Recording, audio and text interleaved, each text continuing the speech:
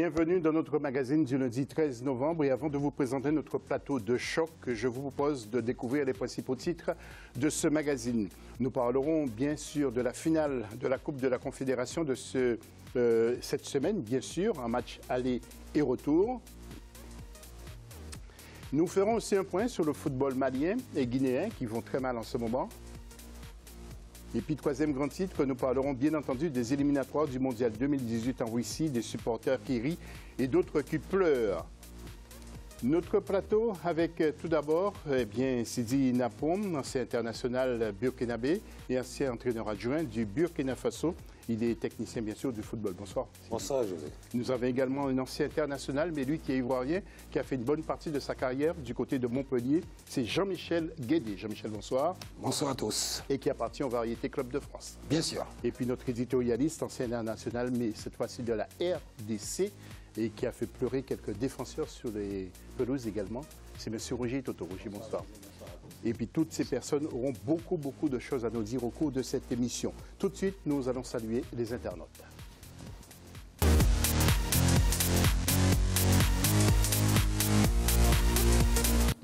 Alors la question, que manque-t-il à nos sélections pour gagner le mondial? Pour intervenir comme d'habitude, Facebook, Africa24 ou sur Twitter avec le hashtag Africa24. À la une, tout de suite.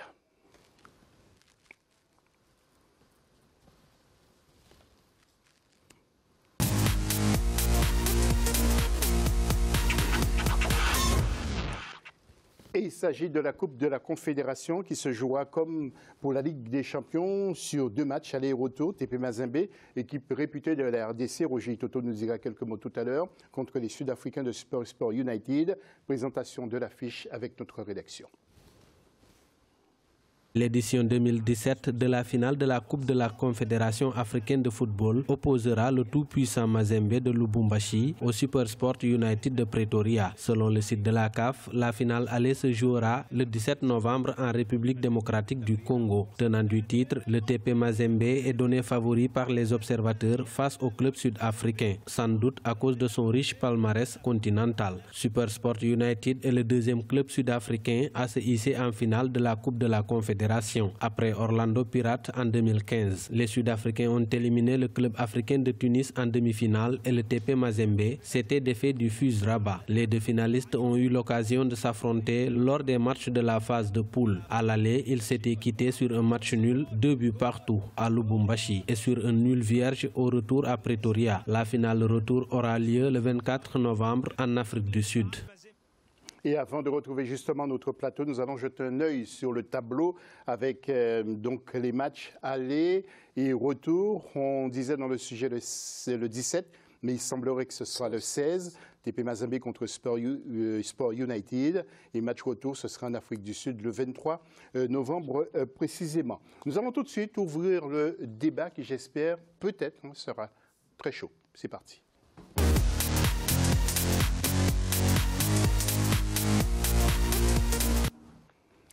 Un débat chaud, bien sûr, en Afrique il fait chaud, donc c'est pour ça peut-être on parle de débat chaud. Sidi Napoum, je m'adresse à vous et Jean-Michel Guédé. Pourquoi il n'y a jamais d'équipe ni burkinabé, ni d'équipe ivoirienne à ce niveau de la compétition en quart ou en demi ou en finale? Qu'est-ce qui... Les équipes n'ont pas le niveau au Burkina Faso? Ah si, ils ne sont pas arrivés à ce stade-là, ceux qui n'ont pas le niveau. Donc chez nous au Burkina, bon, il n'y a pas... Les clubs là-bas ne s'adonnent pas beaucoup au niveau des éliminatoires, au niveau de la CAF. Donc on a un gros souci, c'est les moyens. Nos clubs ne détiennent pas autant de moyens peut-être comme les clubs ivoiriens, qu'eux ils accèdent beaucoup, mais au Burkina on n'est pas assez riche. C'est-à-dire que pour arriver à ce niveau-là, il faut avoir les moyens. Et quand on n'a pas les moyens, c'est très très difficile. Il n'y a que la SEC Mimosa qui parvient quelquefois à tirer son épingle du jeu, Jean-Michel? Quelquefois parce que voilà, les autres clubs, ils veulent juste participer, c'est tout. Il n'y a que la SEC qui est un peu plus structurée que les autres, qui essaie d'aller un peu plus loin. Sinon, les autres veulent participer pour qu'on dise que ces clubs ont participé à la Coupe d'Afrique, sinon, bon, ça s'arrête là, quoi. Oui. C'est un manque d'ambition. Alors, Roger Toto, vous, c'est bien sûr le TP Mazembe qui est une grosse machine à jouer au football sur le continent africain. Vous pensez que le TP Mazembe a une chance de remporter cette finale face à Super Sport United, qui est quand même une grosse équipe aussi d'Afrique du Sud? Oui, c'est vrai, il ne faut pas sous-estimer cette équipe de super équipe sud-africaine, parce que c'est vrai, arriver jusqu'en finale, cette équipe a montré avait des qualités pour être là.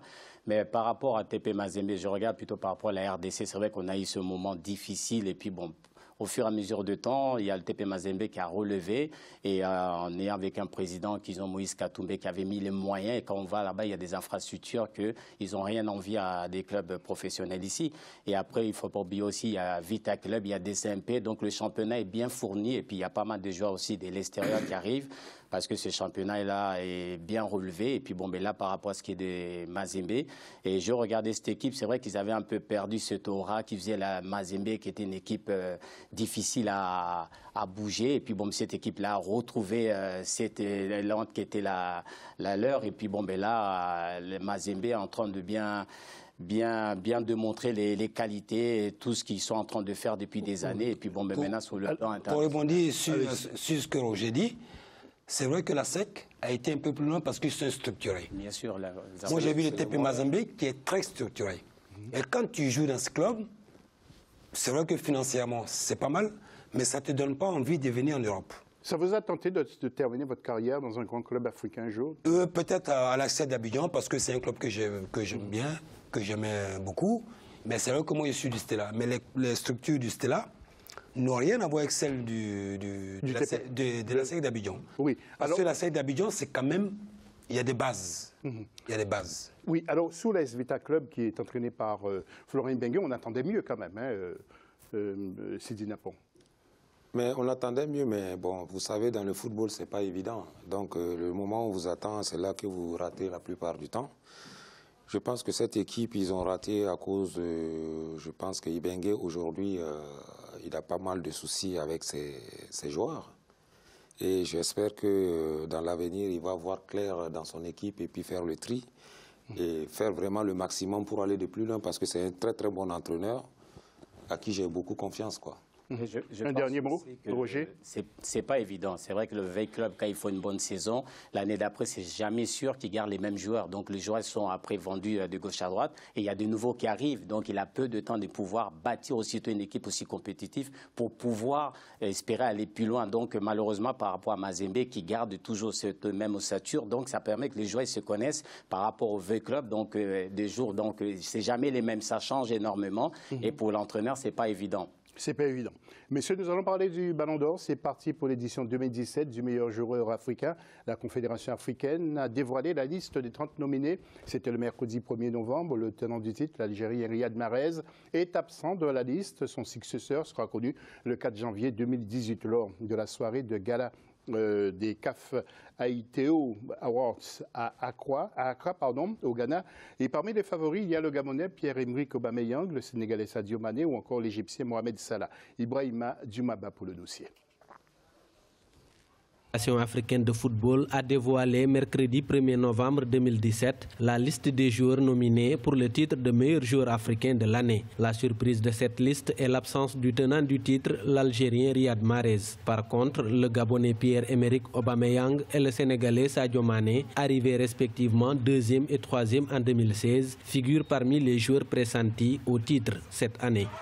L'absence de Riyad Mahrez, par exemple, c'est une surprise, mais ce ne l'est pas aussi, parce que quand on prend le joueur, la saison dernière avec son club, ils ont passé toute la saison d'abord à chercher à se maintenir. Aubameyang, c'est la continuité. C'est vrai que dans son équipe, il n'a pas brillé avec la CAN 2017 à la maison, mais en club, ça reste un des meilleurs buteurs de championnat en Europe. Pour Sadio Mané, c'est la constance, on peut le dire. Même s'il s'était blessé en fin de saison dernière et cette année encore, c'est un peu compliqué pour lui, mais c'est un joueur qui a montré qu'il a du talent et qui pouvait, pendant plusieurs saisons, avoir le même niveau de constance. Parmi les principaux challengers des favoris, il y a l'Égyptien Mohamed Salah, le Guinéen Naby Keïta, les Ghanéens Thomas Partey et Christian Atsu, le Sénégalais Baldé Keïta, le Congolais Cédric Bakambu ou encore le meilleur joueur de la CAN 2017, le Camerounais Christian Bassogog et son compatriote Vincent Aboubakar.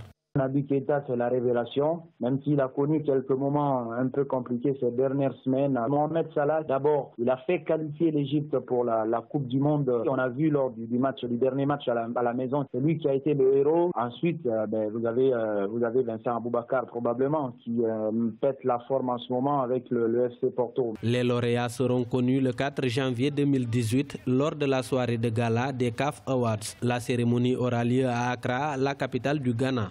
Rappeler que la CAF a aussi révélé une liste de 30 nominés pour le meilleur joueur évoluant sur le continent africain. Tenant du titre, le gardien ougandais Denis Onyango est toujours en lice. Et messieurs, parmi les 30 nominés, nous avons sélectionné des joueurs qui ont marqué ce début de la saison. Vous allez voir en image, par exemple, il y a Keita Baldé, il y a également Mohamed Salah, que vous allez voir, Pierre-Emerick Aubameyang, également Sadio Mané. Vous voyez, donc c'est l'Égyptien Mohamed Salah. Il y a également Sadio Mané, il y a aussi Yassine Brahimi parmi les garçons que nous avons sélectionnés en images. Mais il y a d'autres garçons qui sont très bons aussi, Bertrand Traoré, Fabrice Ondoa, Christian Bassogog que nous avons cité, et Sam El Hadaoui. Bref, Sidi Napon, est-ce que vous avez quelques joueurs en tête? Vous allez me dire peut-être Bertrand Traoré. Oui, Bertrand Traoré, tout de suite c'est lui, c'est Bertrand Traoré, je pense que il mérite ce ballon d'or. Bon, pour le moment, avec non, cette année, non. Je ne pense pas. Il faut être vraiment sérieux dans nos dires. Cette année, non. Mais je pense que dans l'avenir, ce sera l'un des ballons d'or africains. Oui, mais enfin... Ce qui montre en ce moment... Il y a une amélioration dans son jeu depuis qu'il est à Lyon. Hein. Oui, il a pris conscience. Maintenant, il a pris conscience de ses qualités. Et maintenant, il fait vraiment des grands matchs. Et aujourd'hui, on a vu, avec Lyon, il fait fort en ce moment. Pour le moment, il va atteindre encore un autre palier, il va prendre un grand club encore et j'espère que le futur ballon d'or, ça sera Bertrand Traoré. J'espère que je ne me suis pas trompé, je n'ai pas vu le nom d'un seul Ivoirien. Je me suis trompé ou pas Jean-Michel? Mais c'est logique, c'est normal. Oui. C'est normal, il y a des réalités, il faut faire face. S'ils ne sont pas là, c'est qu'ils ne méritent pas d'être là. Ouais. C'est aussi simple que ça. Oui, Roger Toto, quels sont les garçons, vous, que vous voyez ou un garçon qui aura ce ballon d'or? Non, là, ce qu'on a vu là, pour moi, je vois Mohamed Salah par rapport à ce qu'il a fait pendant la CAN et là, ce qu'il fait actuellement, même avec l'équipe nationale. Et il y a... Il y a Christian Bassogog aussi, peut-être. Sadio Mané.